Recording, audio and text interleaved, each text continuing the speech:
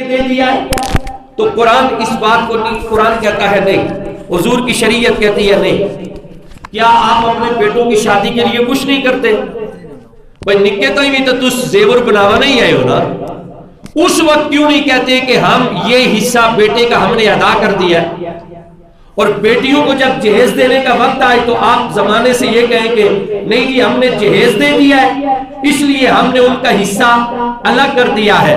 نہ، میں اب حدیث پڑھنے لگا ہوں، اس کے اوپر حدیث کوٹ کرنے لگا ہوں، توجہ سے سن رہا ہے۔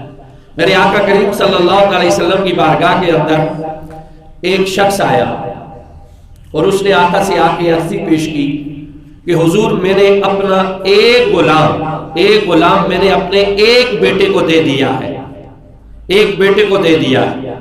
میرے آقا کریم صلی اللہ علیہ وسلم نے فرمایا تیرے کتنے بیٹے ہیں؟ حضور 4 بیٹے ہیں۔ آقا کریم صلی اللہ علیہ وسلم نے فرمایا یہ واپس لے جا، تو مجھے اس بات کے اوپر گواہ بنا رہا ہے کہ تو نے ایک بیٹے کو غلام دے دیا ہے، باقی 3 کو نہیں دیا ہے، تو اس کے اوپر مجھے گواہ بنا رہا ہے جب تک تو 4 بیٹوں کو ایک جیسا حصہ نہیں دے گا اس وقت تک خدا اور خدا کا مصطفیٰ تم سے راضی نہیں ہو سکتے۔ بعض اوقات اس طرح ہونا نا، بعض آسانی محبت چھلکنی آسرت پترہ کی تو چاہی دینے آنے آئے ہے جی، یو مڑے کوٹھے، یو مڑی ساری جائیداد، یو تڑے لائے، تو جو باقی آپ کی اولاد ہے وہ کدھر جائے گی؟ وہ کس سے جا کے سوال کرے گی؟ کس سے جا کے مانگے گی؟ اور اگر آپ یہ سمجھتے ہو کہ ہم سے خدا نہیں پوچھے گا، ہم نے اپنی محبت میں ایسا کیا ہے، تو محبت اس چیز کا نام نہیں ہے کہ کسی کے حقوق کے اوپر غصب کر کے، کسی کے حقوق کے اوپر قبضہ کر کے، کسی کی حق تلفی کر کے آپ محبت کا چراغ جلائے۔ یہ کیسی محبت ہے؟ اس کو محبت نہیں کہتے۔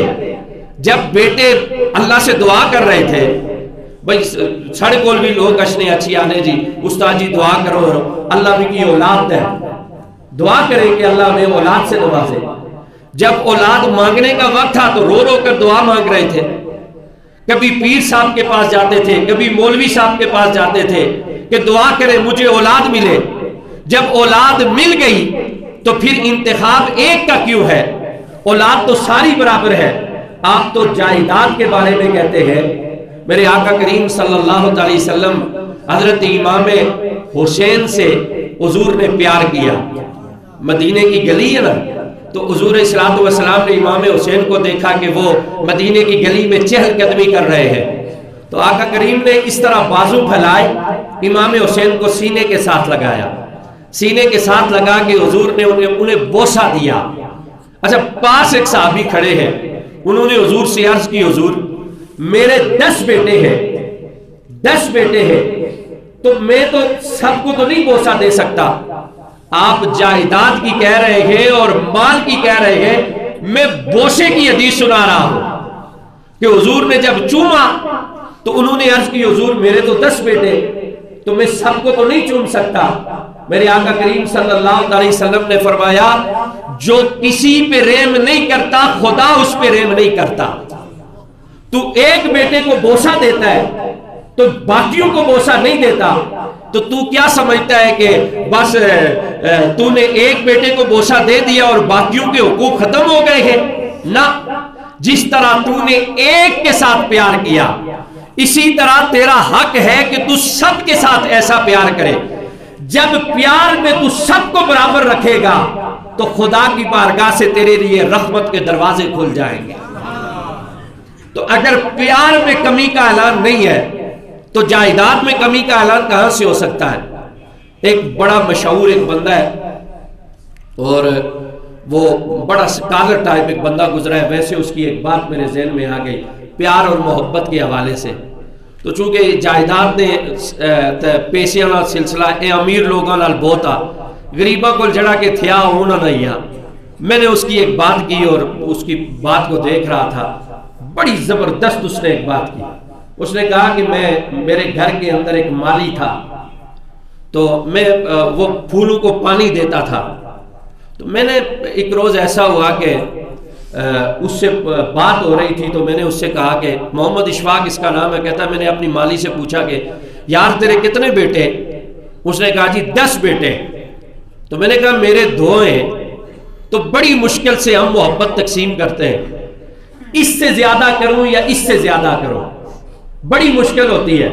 اس نے کہا کہ اس نے اتنا تاریخ ساز مجھے جواب دیا کہ میری زندگی کی دنیا کو بدل کے رکھ دیا۔ اس نے کہا اشفاق صاحب تسی امیر لوگ ہو، تسی محبت تقسیم کرنے ہو، اسی غریب لوگ اسی محبت تقسیم نہ کرنے، اسی محبت ضربہ دینے ہیں۔ ہم محبت کو تقسیم نہیں کرتے، ہم محبت کو ضرب دیتے ہیں، اور جو تقسیم والے لوگ ہوتے ہیں نا وہ تقسیم کے اندر مار کھاتے ہیں، جو ضرب والے لوگ ہوتے ہیں وہ ضرب دے کر مار نہیں کھاتے۔ اس نے کہا ہم غریب لوگ ہیں، ہم محبت کو ضرب دیتے ہیں۔ اور ضرب کیسے دیتے ہیں؟ انہوں نے کہا ضرب ایسے دیتے ہیں جو سب سے ماڑا ہو، غریب باپ کو وہی بیٹا پیارا لگتا ہے۔ امیرانہ انتخاب تو ہو رہا نا، امیر تو اس نے انتخاب کرنے جڑا دفتر بھی ڈیوٹی کری کن ہے، جڑا انہوں نے گڈی چلائی کن ہے، جڑا انہوں نے کاروبار کی سنبھالی کن ہے، اس کا انتخاب تو ہے، لیکن وہ غریب کدھر جائے گا؟ وہ بھی تو تمہاری اولاد ہے۔ وہ جھلا کدھر جائے گا جو بول نہیں سکتا؟ وہ بھی تو تمہاری اولاد ہے۔ جو دیکھ نہیں سکتا وہ کس کس کو جا کے روئے گا؟ وہ بھی تو تمہاری اولاد ہے۔ وہ دیوانہ جسے زمانہ دیکھ کر تانے دیتا ہے تو تمہارا بیٹا، وہ کس کے در پہ جا کے بھیک مانگے گا؟ وہ بھی تو تمہارا بیٹا ہے۔ اس لیے قرآن نے واضح الفاظ کے اندر اعلان کر دیا ہے، فرمایا یوصیکم اللہ فی اولادکم للذکر مثل حظ الانثیین، خدا تمہیں وصیت کرتا ہے، حکم دیتا ہے تمہاری اولاد کے بارے میں کہ ان کے حقوق میں سب سے بڑا حقوق یہ بھی ہے کہ ان کے درمیان عدل کو قائم رکھنا ہے، مساوات کو قائم رکھنا ہے۔ ان کو ایسے نہیں کرنا ہے کہ تم ایک بیٹے کو دو اور دوسرے کو نہ دو، دوسرے کو دو اور تیسرے کو نہ دو۔ یہ تمہاری اولاد کا حق ہے تمہارے اوپر۔ اگر تم نے ان کے حقوق ادا نہ کیے تو اللہ کا قرآن کہتا ہے تم نے پلٹ کر ہماری بارگاہ کی طرف آنا ہے، تم نے اس کا حساب دینا ہوگا کہ ایک کو دیا ہے تو دوسرے کو کیوں نہیں دیا ہے۔ ہاں شریعت ایک جگہ پہ اجازت دیتی ہے، وہ کہاں پہ اجازت دیتی ہے اس کا بھی قرآن میں حدیث رسول کے اندر یہ چیز آتی ہے۔ اگر کوئی بیٹا حاجت مند ہے، اس کی حاجت ہے، ضرورت مند ہے، اور اگر کسی باپ نے اپنے حاجت مند بیٹے کی، کس بیٹے کی؟ حاجت مند بیٹے کی جس کو ضرورت تھی، اگر اس کی حاجت کو پورا کر دیا تو شریعت اجازت دیتی ہے کہ اس کی حاجت کو وہ پورا کر سکتا ہے۔ علاوہ ازیں جتنی جائیداد آپ کی ہے، ایک کنال جگہ اگر آپ کی بنتی ہے 20 مرلے، تو آپ کی اولاد 4 بیٹے ہیں تو چاروں کے اندر 5-5 مرلے کی اس کی تقسیم ہوگی، برابر مساوی کام دیکھا جائے گا۔ اور اگر ایک کو 8 مرلے دے دیے اور باقی کو 3-3 مرلے دے دیے، اولاد تو آپ کی ہے، وہ اولاد جا کو کس کو روئے گی؟ لیکن سب سے بڑا جو ظلم ہمارے معاشرے کے اندر ہوتا ہے وہ بیٹی کے اوپر ہوتا ہے، وہ بہن کے اوپر ہوتا ہے۔ اگر کوئی بیٹی آ کے جائیداد کا حصہ مانگ لے تو باپ کی طرف سے الگ ناراضگی اور بھائیوں کی طرف سے الگ ناراضگی ہوتی ہے کہ نہیں جی یہ ہم سے آ کے جائیداد کا سوال کرتی ہے، یہ ہم سے آ کر زمین مانگ رہی ہے۔ تو یہ بات یاد رکھ لو، اپنی دل کی تختی پہ لکھ لو، جہاں تمہارے بیٹے کا تمہاری جائیداد میں حصہ ہے وہاں ہی تمہاری جائیداد میں تمہاری بیٹی کا بھی حصہ ہے۔ اور اگر تم نے یہ حصہ ادا نہ کیا تو خدا کی بارگاہ کی طرف سے تم پکڑ میں آ جاؤ گے، اور کبھی ایسا نہیں ہو سکتا کہ تمہیں رعایتی نمبر مل جائیں گے اور تم یہ کہو گے کہ نہیں جی کہ ہم یہاں سے نکل جائیں گے اس لیے کہ بیٹی ہمیں معاف کر دیتی ہے۔ معاف کرنے کا طریقہ یہ نہیں ہوتا، صرف ایک جگہ پہ بیٹی کو اجازت ہے، اگر وہ ہبہ کر دے، اور وہ بھی کیسے کرے؟ خوشی کے ساتھ۔ بہن امیر ہے، بیٹی امیر ہے، اگر اس کا بھائی غریب ہے، اگر وہ ہبہ کرے تو وہ مسئلہ الگ سے ہے، لیکن اگر ہبہ نہ کرے تو اگر وہ سارے بھائی مل کر بہن سے یہ کہیں کہ تو ہمیں جی معاف کر دے جی، اور پھر نال بھائی تے مشورہ بھی کرو، آپ جڑی ساری مشاورتی جڑی اسانی بینی نا میٹنگ اس وچ بھائی تے آخون نہ اسا انہاں نال بیاہ کرایا، اسا انہاں کی جیز دیتا، اسائنا کی یہ تحفہ دیتا اس لیے ہم نے ان کے حق ادا کر دیے. تو قرآن اور حدیث اللہ کی شریعت اس بات کو تسلیم نہیں کرتی. اگر آپ نے بیٹی کو شادی کروائی ہے تو بیٹے کو بھی شادی کروائی ہے.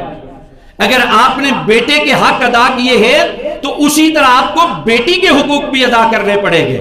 اور یہ بات یاد رکھیں کہ اگر آپ اپنی جائیداد میں سے بیٹی کا حق ادا نہیں کریں گے تو آپ کو اس کے بارے میں پوچھا جائے گا. چونکہ قرآن نے ایک ایک رشتے کا قرآن نے واضح الگ کر کے بیان کر دیا ہے. اللہ کا قرآن کہتا ہے فرمایا وَإِن كَانَتْ وَاحِدَةً فَلَا نِصْفُ وَلِأَبَوَيْهِ لِكُلِّ وَاحِدٍ مِّنْهُمَا السُّدُسُ مِمَّا تَرَكَ إِن كَانَ لَهُ وَلَدٌ. فرمایا میت کے ماں باپ کو ہر ایک کو اس میں سے جو اس نے چھوڑا ترکے میں سے اگر میت کی اولاد نہ ہو فَإِن لَمْ يَكُن لَّهُ وَلَدٌ فَوَرِثَهُ أَبَوَاهُ فَلِأُمِّهِ الثُّلُثُ وَإِن كَانَ لَهُ إِخْوَةٌ فَلِأُمِّهِ السُّدُسُ مِن بَعْدِ وَصِيَّةٍ يُوصِي بِهَا أَوْ دَيْنٍ. فرمایا میت کے ماں باپ کو ہر ایک کو اس کے ترکے میں سے چھٹا حصہ دیا جائے گا. کتنا حصہ؟ 1/6 جس کو کہتے ہیں چھٹا حصہ ماں باپ کے حصے میں آئے گا. قرآن کہتا ہے مما ترک ان کان لہ ولد فإن لم یکن لہ ولد. پھر اگر اس کی اولاد نہ ہو وولد وورثہ ابواہ اور ماں باپ چھوڑے فلأمہ الثلث تو ماں کا تہائی حصہ فإن کان لہ اخوۃ فلأمہ السدس. قرآن کہتا ہے پھر اگر اس کے کئی بہن بھائی ہو تو ماں کا چھٹا حصہ من بعد وصیت یوصی بہا او دین. یہ بات بڑی سمجھ کی ہے جو قرآن کہتا ہے من بعد وصیت یوصی بہا او دین. کب وہ یہ سارے معاملات کرے گا؟ اس کی وصیت اور اس کے قرض کو ادا کرنے کے بعد. اس کی وصیت اور اس کے قرض کو ادا کرنے کے بعد. اگر آپ کے بیٹے کے اوپر قرضہ ہے تو سب سے پہلے قرآن یہ کہتا ہے کہ اس کے قرضے کی ادائیگی کرو. کیا کرو؟ اس کے قرضے کی ادائیگی کرو. قرض کسی صورت معاف نہیں ہے. یہ جو مولوی صاحب اعلان کر رہے ہوتے ہیں نا کہ وہاں کھڑے ہو کر میت کے سامنے جنازہ رکھا ہوتا ہے اور اعلان کر رہے ہوتے ہیں کہ اگر اس کے ذمے کسی کا لین دین ہو تو اس کے بھائی جوابدار ہیں. تو بھائی ویسے جوابدار نہیں ہوتے. یہ کوئی محض رسمی اعلان نہیں ہے کہ آپ اسے محض اعلان سمجھیں کہ یہ اعلان ہے بس اس کو اعلان سمجھ کر ہم یہ کہیں کہ جی بس یہ ادائیگی کریں گے. یہ رسمن اعلان نہیں ہوتا. یا اس کی اولاد ہے تو اولاد رسمن اعلان مت سمجھے. جو اس کی وراثت میں جائیداد ہے چاہے مال ہے چاہے پیسہ ہے اگر اس بندے کے پاس مال ہے تو سب سے پہلے اس کے مال میں سے اس کا قرض ادا کیا جائے. قرض ادا کرنے کے بعد پھر شریعت یہ کہتی ہے کہ پھر جو اس کے جائز حقوق ہیں وہ سارے کے سارے حقوق پورے کیے جائیں. تو یہ بات میں آپ کو اس لیے سمجھانا چاہتا ہوں کہ ہمارے معاشرے کے اندر بیٹی کا حق ادا نہیں کیا جاتا, بہن کا حق ادا نہیں کیا جاتا. آؤ میں حدیث رسول پڑھنے لگا ہوں, توجہ کے ساتھ آپ نے میری معروضات کو سننا ہے. حضور علیہ الصلوۃ والسلام نے بیٹیوں اور بہنوں کے بارے میں جو حضور نے حدیث بیان کی ہے, حضور علیہ الصلوۃ والسلام کا فرمان ہے, وہ کیا ہے؟ میرے آقا کریم صلی اللہ تعالی علیہ وسلم نے فرمایا, حضرت عمر رضی اللہ تعالیٰ عنہ اس حدیث پاک کو روایت کرتے ہیں, حضور علیہ الصلوۃ والسلام نے فرمایا, چونکہ یہ ساری باتیں قرآن کے اندر اس لیے واضح طور کے اوپر اعلان ہے کہ عرب کے اندر یہ معمول تھا کہ عرب کے اندر جاہل لوگوں کا یہ رسم و رواج تھا کہ وہاں پہ بیٹیوں کا حق ادا نہیں ہوتا تھا, یعنی جائیداد میں بیٹیوں کا حق ادا نہیں ہوتا تھا. تو حضور علیہ الصلوۃ والسلام نے بہن اور بیٹی کا حق شریعت مصطفیٰ کے اندر مقرر کیا گیا ہے کہ جاہل لوگ ایسا کرتے تھے, تم نے ایسا نہیں کرنا ہے, اور اگر ایسا کیا تو اللہ کی پکڑ میں آ جاؤ گے. کوئی صورت معافی نامے کی نہیں ہے جو بندہ اپنی اولاد کے حق حقوق ادا نہیں کرتا, اور بالخصوص بیٹیوں کے نہیں کرتا. حضور علیہ الصلوۃ والسلام کی حدیث حضرت عمر رضی اللہ تعالیٰ عنہ اس حدیث پاک کو روایت فرماتے ہیں. حضور علیہ الصلوۃ والسلام کے پیارے صحابی فرماتے ہیں, حضور علیہ الصلوۃ والسلام نے فرمایا, جب تمہاری بیٹی 12 برس کی ہو جائے. کتنے برس کی؟ اونچے بولو, کتنے برس کی؟ 12 برس کی ہو جائے تو اس کی شادی کے بارے میں سوچو اور اس کے نکاح کے بارے میں سوچو اور اس کی شادی کی تیاری کرو۔ اب حدیث کے الفاظ کیا ہے؟ حضور الصلوۃ والسلام نے فرمایا اگر کسی باپ نے اپنی بچی کی شادی نہیں کروائی، اگر کسی باپ نے اپنی بچی کی شادی نہیں کروائی اور اس کا یہ حق ادا نہ کیا، تو اگر اس بچی سے کوئی بھی گناہ ہوگا، اگر اس بچی سے کوئی بھی گناہ سرزد ہوگا تو اس کا جواب دے اس کی ماں ہوگی اور اس کا باپ ہوگا۔ یہ حدیث ہے۔ حضرت عمر رضی اللہ تعالیٰ عنہ اس حدیث پاک کو روایت فرماتے ہیں کہ اس کے ماں باپ سے سوال ہوگا کہ جب اس کی عمر پوری ہو گئی تھی تو تم نے اس کے نکاح کے بارے میں کیوں نہیں سوچا، تم نے اس کی شادی کے بارے میں کیوں نہیں سوچا؟ ہماری بیٹی سرکاری جاب کر رہی ہے، کسی ادارے کے اندر وہ جاب کر رہی ہے، اس کی آمدنی ہو رہی ہے، سیلری آ رہی ہے، تو ہم کیا کرتے ہیں؟ ہم پیسوں کی لالچ میں اس کا رشتہ نہیں کرتے۔ کوئی رشتہ مانگنے والا ہے ہم اس کا رشتہ دیتے نہیں ہیں، اور کوئی اگر ہمارے در پہ آ جائے رشتہ مانگنے کے لیے تو ہمیں پیسے نظر آ رہے ہوتے ہیں، ہم ان پیسوں کی لالچ کے عوض اپنی بیٹی کا رشتہ نہیں دیتے کہ اگر اس کا رشتہ دے دیا تو یہ پیسے تو ہمیں نہیں ملیں گے۔ اگر آپ پیسوں کے عوض اگر آپ رشتہ نہیں دے رہے تو یہ بات یاد رکھیں، حضور کی حدیث کہتی ہے اگر بچی سے کوئی گناہ ہوا اور گناہ کی مرتکب ہو گئی تو اس کے جواب دے اس کے ماں باپ ہوں گے، ان سے پوچھا جائے گا کہ جب یہ شادی کی قابل ہو گئی تھی تو تم نے اس کی شادی کیوں نہیں کی؟ اب آگے حدیث پاک سنیں۔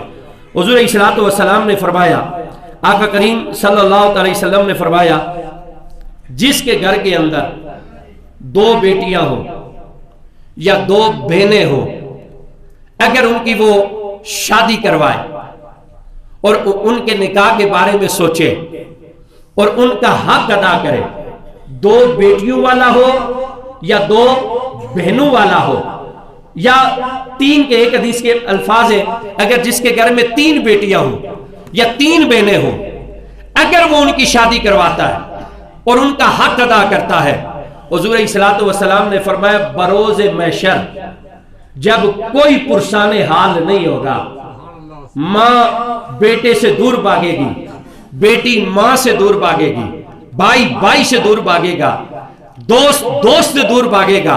حضور الصلوۃ والسلام نے فرمایا جس شخص نے اپنی دو یا دو سے زائد دو بہنیں یا دو بیٹیاں اگر ان کی شادی کروائی اور ان کے حق ادا کیے، حضور الصلوۃ والسلام نے فرمایا قیامت والے روز جب کوئی بھی اس کا مددگار نہیں ہوگا تو اس وقت خدا کی مدد اس کے شامل حال ہو جائے گی،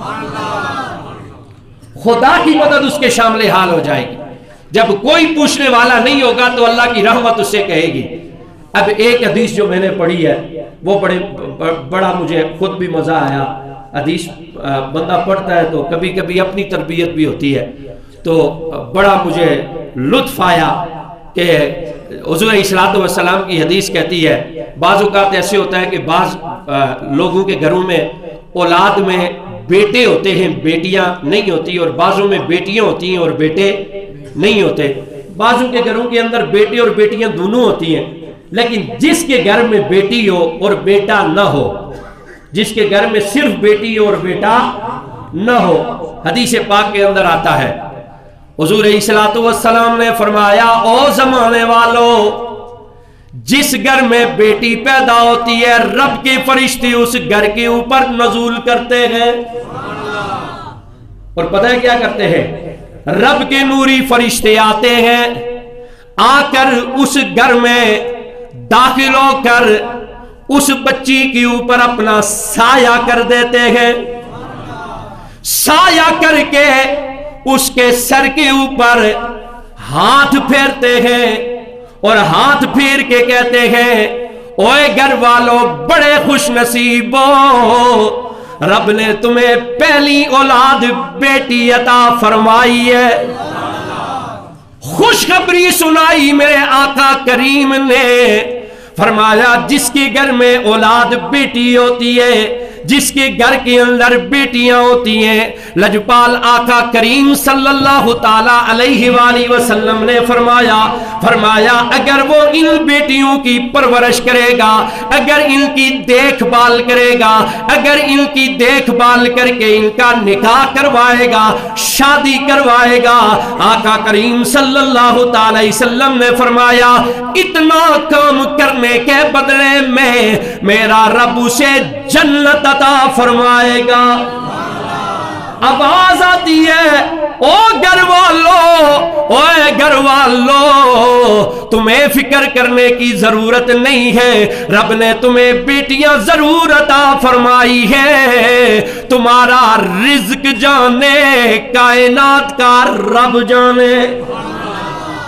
تمہیں ان کے رزق کے اندر پریشان نہیں ہونا ہے کہ بیٹیاں ہیں بیٹا نہیں ہے، کما کے کون لائے گا؟ فرمایا اللہ وہاں سے سبب بنائے گا۔ اچھا جو لوگ توکل کرتے نا، توکل کرتے ہیں، خدا کی رحمت کا شکر ادا کرتے ہیں۔ میری 5 بیٹیاں ہیں، میری اپنی 5 بیٹیاں ہیں، تو میں نے اپنی گھر والی سے، اپنی وائف سے کہا کہ تم نے پریشان نہیں ہونا ہے کہ بیٹیاں ہیں تو ان کا رزق کہاں سے آئے گا۔ میں نے کہا وہ خدا بڑا مہربان ہے، وہ بڑا رحیم ہے، جس گھر میں بیٹی آتی ہے نا اللہ پاک بیٹا دے کے فرماتا ہے تمہارے بازو آ گئے ہیں، اور جس گھر میں بیٹی آتی ہے خدا فرماتا ہے تو نے پریشان نہیں ہونا ہے، تیرا رزق جانے مالک دو جہاں جانے، تجھے پریشان ہونے کی ضرورت نہیں ہے۔ یہ جو ہمارے میں نے اس کو ایک مثال دی، میں نے کہا دیکھو ہمارے مدرسے ہیں، یہ بچے ہیں چھوٹے چھوٹے، اب مدرسے کا کوئی بزنس تو نہیں ہوتا، کوئی کاروبار تو نہیں ہوتا، لیکن یہ صرف خدا کے سہارے پہ اللہ کے گھر میں اللہ کے مسافر بن کے بیٹھے ہوتے ہیں، اور خدائے مہربان اپنے بندوں کے دلوں میں ڈالتا ہے۔ میں نے ایک حدیث پاک کے اندر پڑھا ہے جو بندہ کسی مدرسے کے طالب علم کی پرورش کرے اور اس کی کفالت کو اپنے ذمے لے لے، مثلا یہاں پہ بچے ہیں تو ایک بندہ یہ کہتا ہے، صاحب ثروت ہے وہ کہتا ہے جی ایک بچے کا خرچ میرے ذمے ڈال دے، جی 1000 ہے 1500 ہے 2000 ہے میرے ذمہ ڈال دے۔ حضور الصلوۃ والسلام نے فرمایا جو بندہ خدا کے راستے کے مسافر اور دین کے عالم کو اگر اپنے حصے میں لے لیتا ہے اس کی پرورش کو، فرمایا اللہ اسے اتنا بڑا اجر دیتا ہے کہ جتنا 70 مرتبہ خانہ کعبہ کی تعمیر کا ثواب ملتا ہے، اتنا بڑا ثواب ہے۔ تو یہ جو آپ 10-15 روپے اور 20-50 روپے دیتے ہیں نا خدا کے گھر میں، یہ تنگ دستی سے نہ دیا کریں، یہ خدا کو راضی کر کے دیا کریں، اس نیت سے دیا کریں خدا اس گھر کو کبھی محتاج نہیں کرتا جو خدا کے دین کے مسافروں کا خیال رکھتے ہیں۔ حضرت رابعہ بصری ہیں، سننا ذرا توجہ کے ساتھ، دسترخوان لگا اور بندے آ گئے، 7-8 مہمان دسترخوان کے اوپر بیٹھے ہوئے ہیں، اور آپ نے کہا کہ یہ جو مسافر ہیں ان کو کھانا دو۔ آپ کی غلام عرض کرنے لگی مائی صاحبہ گھر کے اندر تو صرف ایک روٹی ہے، صرف ایک روٹی ہے، مہمان 7 اور روٹی ایک ہے۔ اچھا آپ نے فرمایا ایک ہی ہے؟ جی ایک ہی ہے۔ فرمایا یہ جو روٹی ہے یہ رائے خدا کے اندر صدقہ کر دو۔ اللہ اکبر۔ اے ذرا سڑے کول آستانہ حضرت پیر فقیر اللہ بکوٹی رحمت اللہ تعالیٰ علیہ ایک طرح لنگرے چا آٹا مکیا تو جڑا غلام ایسا نہ تھا دسترخوانوں پر بندے بہت سارے بیٹھے ایسے، اس آخیا حضرت صاحب وہ جی لنگر میں آٹا نہیں ہے جی، انہوں نے آخیا ایرا تو بے بس انہوں کے کرنے ہیں بندوبست۔ اچھا سامنے ایک بندہ ایک بیٹھا سا، کاٹن میں کپڑے لگے، بڑا ہائی جنٹری نہ بندہ سا، اس جیوے چا 500 روپیہ کٹیا کٹی تو اس آخیا جی اے لنگرے واسطے میں دے رہی جی اے تشائی کنو۔ حضرت پیر فقیر اللہ بکوٹی فرمانے لگے پیر فقیر اللہ بکوٹی کو تیرے 500 کی ضرورت نہیں۔ جڑا لنگری ہے سا اس آخیا حضرت چائی کنو اللہ جاننا آٹا نیا۔ انہاں آخیا تو چپ ہوئی تے بے یو تڑا کم نہ یو مڑا کم آ بھائی آٹے نہ ٹھیکدار تو ہے بھائی یو کم مڑا تو چپ ہوئی تے بے رہ۔ اچھا جی اس میرا آخیا نا کہ نہ انہاں آخیا چپ ہوئی بے رہ، اس بندے آخیا جی چائی کنو، انہاں آخیا تڑے پیسیاں نہیں ضرورت نہیں نہ پیسے نہیں چاہیے مجھے۔ پھر غلام کی عرض کرنے لگا حضور لے لے، اللہ جانتا ہے نہیں ہے، نہیں آٹا ختم ہو گیا ہے۔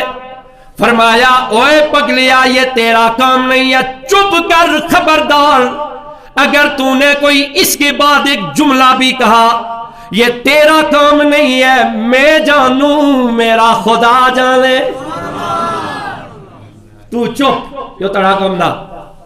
تھوڑی دیر گزری، تھوڑی ہی دیر گزری، تھوڑی ہی دیر گزری تھا، ایک بندہ ایک آیا، پرانے لوگ بڑیا محبت والے ایسے، مکئی نہ آٹا بھی چایا وا، دیسی کے بھی نال چایا وا، سرر رکھیا وا، سیدھا پیرا نے سامنے آیا، حضور مکئی کا آٹا لے کے آیا ہوں لنگر کے لیے۔ انہوں نے بلایا لنگری آئی، بلائی تے آخر نے ادھر آ، بلائی کون بلائی؟ اسی آخر نے چل اس دی پہلے اور سادہ سادہ کھانا رہے ہیں، اے دیسی کے آلہ پکا، اے پہ بھی کھا، مہمانوں کی بھی کھوا تے اسا بھی کھوا۔ اچھا یا گل ہوئی پوری نا، رات آئی، پھر اللہ والے ہوتے ہیں، بڑے لوگ ہوتے ہیں، لجپال لوگ ہوتے ہیں۔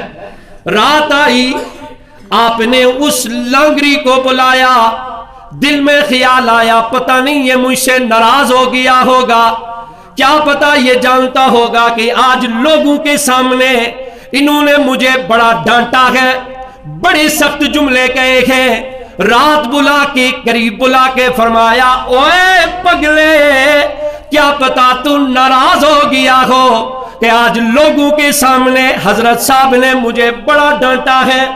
سن، اے جڑا بندہ میں کی پیسے دیتے ہی لگا سا نا، پیسے یو حلال لینا سے، یہ حرام کے پیسے تھے، اور لنگر فقیر اللہ بکوٹی کے دربار کا اور حرام کے پیسوں کا ہو، ایسا ہو نہیں سکتا۔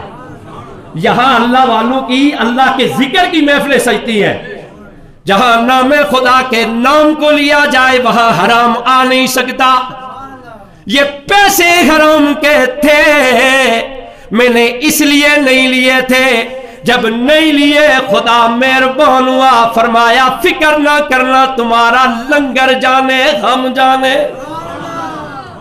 ایک ہی روٹی تھی، فرماتی ہے اوے غلامہ جا اسے صدقہ کر دے، اسے کسی غریبوں کے اندر تقسیم کر دے۔ تو غلامہ بھی سوال کیتا، اسا کیا بھائی صاحبہ روٹی یہ کئی دفعہ بھی دینا گئے ہوتے انہاں نہ کیا ہو سی، اے جڑے بیٹھے ہوئے انہاں نہ کیا ہو سی؟ آپ نے فرمایا جا اسے صدقہ کر۔ اس نے صدقہ کر دیا۔ چند لمحے گزرے، دروازے کے اوپر دستک ہوئی، دکل باب۔ آپ نے فرمایا من انت، کون ہے؟ دروازے کے اوپر فلاں صاحب کی طرف سے آیا ہوں، انہوں نے روٹی دے کر بھیجی ہے، روٹی اسے قبول کر لے۔ دروازہ کھلا، غلامہ نے کھانا وصول کیا، کپڑا چاہیے نہ تو روٹیاں گنون پہ گئی ہیں، 1 2 3 4۔ انہوں نے کہا بھول گئے ہیں یہ ہمارے گھر کا نہیں لگتا، یہ کسی اور گھر کے لیے آیا ہوا ہے۔ اچھا ایک بڑی پریشانی تھی، انہوں نے کہا یہ موڑی دیو، یہ سڑا نہ۔ انہوں نے واپس کر دیا۔ جب واپس کر دیا پھر چند لمحے گزرے، پھر دستک ہوئی، کون؟ فلاں بندے کے گھر سے آیا ہوں، کھانا لے کے آیا ہوں۔ لے لو، لیا۔ کپڑا چاہیے تو پھر روٹیاں گنتی رہے۔ جب پھر روٹیاں گنی، 8 روٹیاں تھی، فرمانے لگی نہ یہ ہمارا نہیں ہے، یہ کسی اور کا لگتا ہے، یہ سڑا نہ ہو سکنا۔ انہوں نے کہا یو بھی سڑا نہ؟ اگر نہ جی یو بھی سڑا نہ۔ انہوں نے کہا ٹھیک۔ انہوں نے پھر کیا کیتا، چند لمحے اور گزرے، پھر دروازے کے اوپر دستک ہوئی، کون ہے؟ اے جی فلاں صاحب کی طرف سے کھانا لے کے آیا ہوں۔ آپ نے وصول کیا، کپڑا ہٹایا۔ جب کپڑا ہٹایا روٹیاں گننی شروع کی، روٹیاں گنی تو 10 تھی۔ فرمانے لگے یہ ہمارا ہی ہے۔ سمجھ نہیں آئی ماجرا کیا ہے، غلام عرض کرنے لگی ذرا اس رات سے پردہ اٹھائیں۔ فرماتی ہے ہم نے پڑھا ہے رب نے وعدہ کیا ہے جو کسی کو 1 دے گا بدلے میں اسے 10 عطا فرمائیں گے۔ جب 6 آئی 4 آئی تو میں نے کہا نہیں یہ ہمارا نہیں ہے. 8 آئی تو میں بھی اللہ اور یعنی اس اللہ جی جڑا وعدہ کیتا ہے وہ پورا ہو سی ہے تک انسان. جب 8 آئی تو میں نے کہا نہیں یہ بھی ہمارا نہیں ہے. اور جب 10 آئی تو میں نے کہا یہ ہمارا ہی ہے, کیونکہ جو خدا کی بارگاہ میں ایک صدقہ کرتا ہے اللہ اسے ایک کے بدلے میں ایک نہیں دیتا, 10 گنا بڑھا کے عطا فرماتا ہے. تو جو توکل والے لوگ ہوتے ہیں نا اپنی اولاد کے بارے میں یہ پریشان ہوتے ہیں کہ پتہ نہیں بیٹیاں ہیں میرا کیا بنے گا. نانا میرے بھائی اللہ کی عزت کی قسم گھر تمہارا ہوتا ہے رحمت میرے خدا کی ہوتی ہے. یہ تمہارا معاملہ نہیں ہے, یہ میرے خدا کا معاملہ ہے. سیدہ طیبہ عائشہ صدیقہ رضی اللہ تعالی عنہا فرماتی ہیں میرے پاس ایک عورت آئی, ایک دائیں بیٹا اٹھایا ہوا ہے ایک بائیں بیٹا اٹھایا ہوا ہے, دونوں نہیں بلکہ بیٹیاں الفاظ ہیں, ایک بچی دائیں ایک بچی بائیں اٹھائی ہوئی ہے. ام المومنین فرماتی ہیں مجھ سے آ کے کہنے لگی کچھ کھانے کو مل جائے. آپ فرماتی ہیں حضور سے فرما رہی ہیں حضور میں نے اسے ایک کھجور دی, اس نے کھجور کے 2 حصے کیے, ایک اس بیٹی کو ایک اس بیٹی کو دے دیا لیکن خود نہیں کھایا. میرے آقا کریم صلی اللہ علیہ وسلم نے فرمایا اے عائشہ جس نے خود نہیں کھایا اپنے حصے کا بھی اپنی اس بیٹی کو کھلایا, اپنے حصے کا بھی اس بیٹی کو کھلایا, میرا رب اسے اس کھجور کے کھلانے کے بدلے میں جنت عطا فرمائے گا. ایک کھجور کے 2 حصے کر کے اگر کوئی بیٹیوں کو کھلا دے اللہ اسے جنت عطا فرمائے گا. اور جو اپنی بیٹیوں کی پرورش کرے انہیں پال پوس کے انہیں بڑا کرے. حضور الصلوۃ والسلام نے صدقے کے بارے میں سب سے بڑا صدقہ ایک حدیث پاک کے اندر آتا ہے.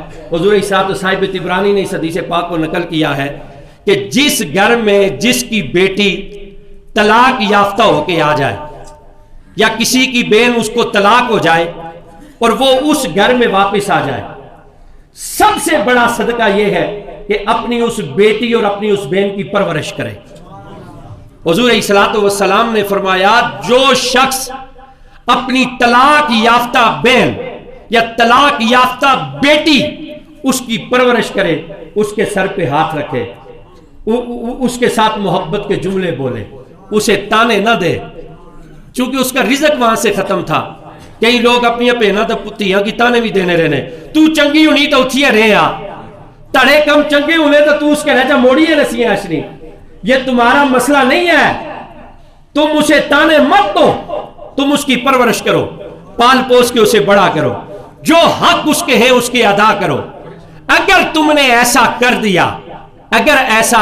دیا حضور الصلوۃ والسلام نے فرمایا جو اپنی طلاق یافتہ بہن یا بیٹی کی پرورش کرے اور اس کو اپنے گھر میں جگہ دے کہ اس کی خوراک کا خیال رکھے, حضور الصلوۃ والسلام نے فرمایا اللہ اس عمل کے بدلے میں اسے جنت عطا فرمائے. جنت تو تمہارا انتظار کر رہی ہے, اگر کوئی نہ لے تو اس سے بندہ کیا کہہ سکتا ہے.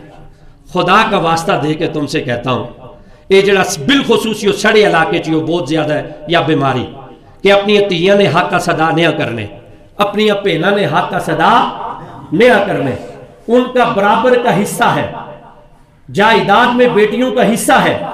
جب ان کو رخصت کرنے لگو جاتے وقت جب بندہ انسان دنیا کو چھوڑ کے جاتا ہے تیاں نے حصہ الگ کری تے گشنے کرو, پترانہ حصہ الگ کری تے گشنے کرو, اور پہلے وصیت کرو اولاد کو ان کے حقوق ادا کرو.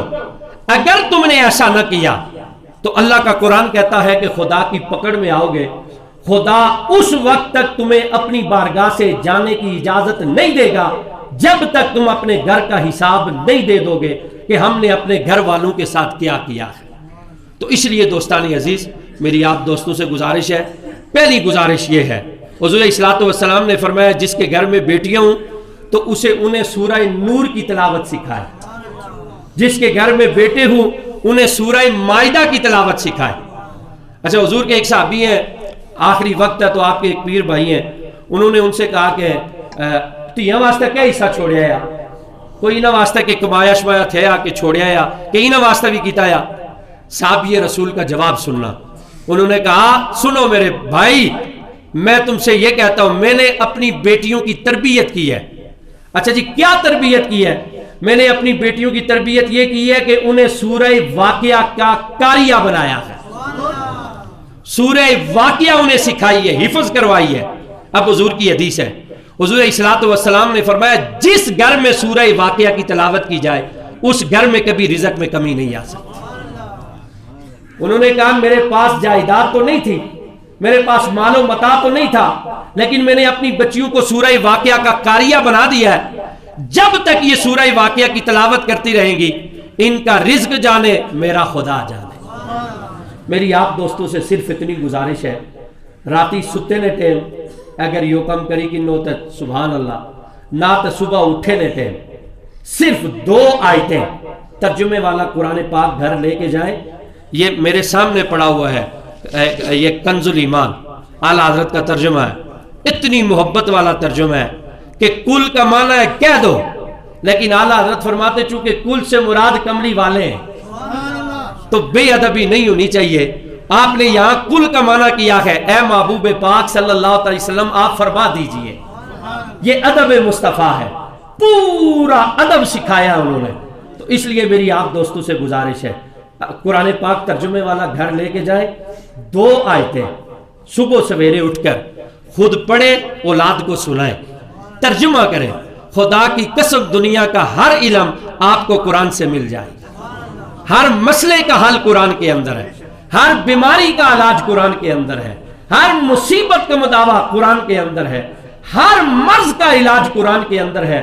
لو لگا لو قرآن سے، ایک تو تمہاری زندگی سنور جائے گی، پھر جس گھر کے اندر تلاوت قرآن ہوتی ہے اللہ کی رحمتوں کا نزول اس گھر کے اوپر ہوتا ہے. دعا کریں کہ اللہ پاک زندگی کے جو دن باقی ہیں آپ کے میرے ہم سب کے، اللہ پاک ہمیں قرآن والا بنا دے، قرآن پڑھ کر اس پر عمل کرنے والا بنا دے. اپنے گھروں میں قرآن کی محفلیں سجائیں، قرآن پڑھیں، قرآن پڑھائیں.